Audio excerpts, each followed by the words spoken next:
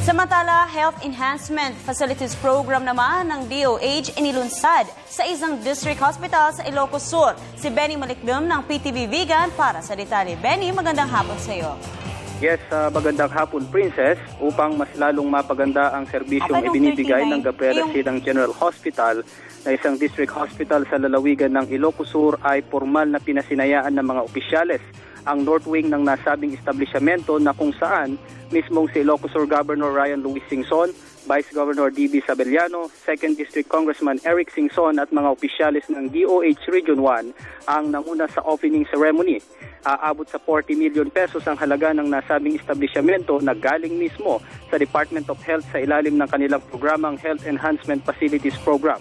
Sa unang palapag ng Hospital Princess ay makikita ang opisina ng mga doktor at sa ikalawang palapag naman matatagpuan ang OB Department, private room, neonatal intensive care unit, emergency rooms at iba pa.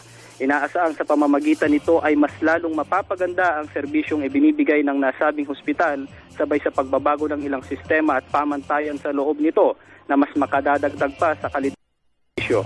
Kaugnay nito, Princess, nauna nang nagkaroon ng mga modernong kagamitan ng hospital at kabi-kabilaan din ng naging renovations na isinagawa noong panahon ng dating Gobernador Luis Chavit Singson.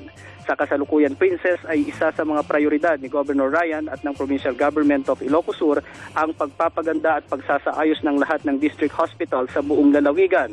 Ito'y upang mabigyan ng dekalidad na serbisyo ang lahat ng mamamayan sa Ilocos Sur. Kasama ang buong pwersa ng PTV Ilocos, ako naman Benny Malikdem para sa Telebisyon ng Bayan.